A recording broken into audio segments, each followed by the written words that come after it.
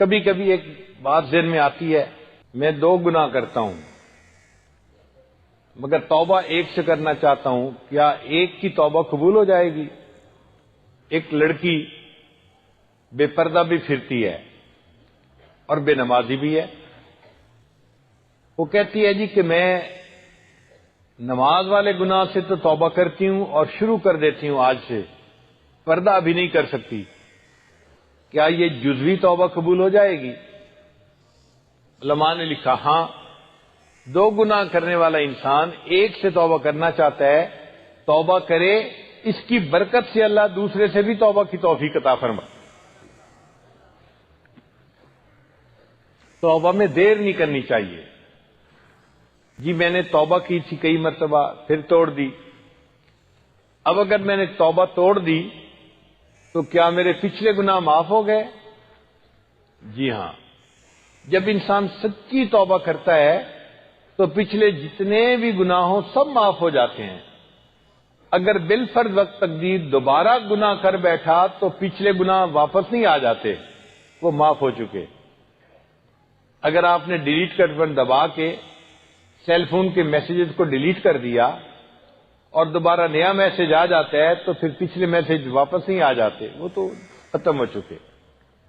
تو توبہ کی برکت سے پچھلے گناہ معاف ہو جاتے ہیں، پھر اگر گناہ ہو بھی جائیں تو وہ دوبارہ نہیں لوٹ آتے۔ انسان سوچتا ہے میں غیبت کرتا رہا، کیا کروں؟ بھائی غیبت جس طرح اللہ کا حق ہے کہ ٹوٹتا ہے، بندوں کا بھی حق ہے، اس بندے سے بھی معافی مانگنی ضروری۔ اب معافی کیسے مانگیں؟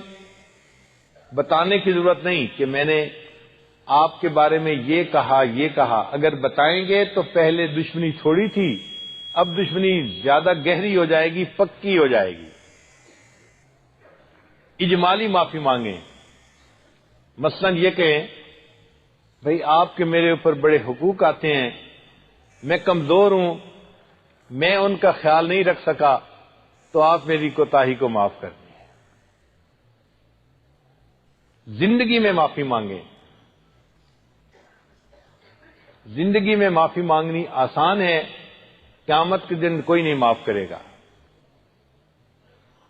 ہمارے ایک بزرگ تھے، سفید ریش سے بوڑھے تھے، ان کی عادت ہی تھی جب کسی کو ملتے یہی بات کرتے، بھئی آپ کے تو میرے اوپر بہت حقوق آتے ہیں اور میں بہت کمزور انسان ہوں، میں نے ان میں یقیناً کوتاہی کی ہوگی، آپ مجھے اللہ کی رضا کے لیے معاف کر دیں۔